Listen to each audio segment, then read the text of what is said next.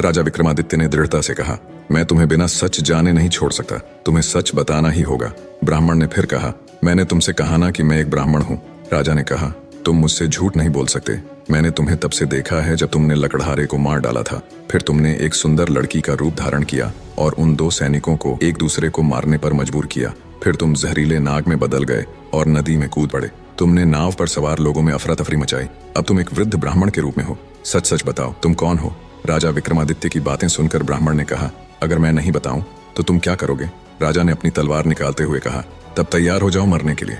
तुम्हें नहीं पता कि यह विक्रमादित्य की नगरी है। तुम इतने लोगों की जान लेकर इस पवित्र राजा के राज्य में जीवित नहीं रह सकते। अब सच्चाई बताओ।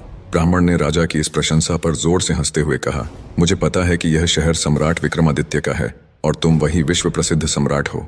फिर भी एक बात जान लो, तुम मुझे नहीं मार सकते। एक दिन आएगा जब मैं तुम्हें मरने पर मजबूर कर दूंगा। राजा विक्रमादित्य उसकी बातों को सोचने लगे। जो इस भेष में भी मुझे पहचानता है वह साधारण व्यक्ति नहीं हो सकता। फिर उन्होंने थोड़ी विनम्रता दिखाई और कहा, अब जब तुमने मुझे पहचान लिया है, कृपया मुझे बताओ कि तुम सच में कौन हो?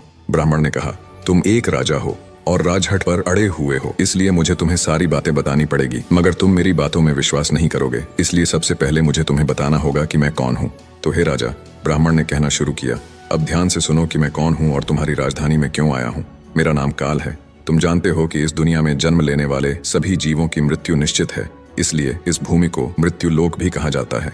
जब कोई जीव माँ के गर्भ में आता है तो सब कुछ बनने के बाद आत्मा उसमें प्रवेश करती है और जीवन जागृत होता है। इसी समय उसके मृत्यु का समय, स्थान और परिस्थितियां भी सृष्टिकर्ता द्वारा निर्धारित की जाती हैं। हे राजा, ब्राह्मण ने आगे कहा, तुम जानते हो कि चित्रगुप्त हर जीव की जीवन और मृत्यु का रिकॉर्ड रखते हैं। जब किसी जीव की मृत्यु का समय आता है तो वह धर्मराज को सूचित करते हैं। अब चूंकि सभी जीवों की मृत्यु और मुक्ति का विभाग भगवान शिव के पास है, इसलिए धर्मराज भगवान शिव से अनुमति मांगते हैं कि उस जीव को मृत्यु दी जाए।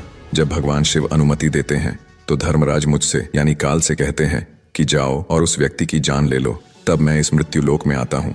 ब्राह्मण ने अपनी बातें जारी रखी, मुझे पता होता है कि कौन जीव कब, कहाँ और किन परिस्थितियों में मरेगा। मैं उस जीव को निश्चित स्थान पर निश्चित समय पर पहुंचाता हूँ जहाँ उसकी मृत्यु लिखी गई होती है।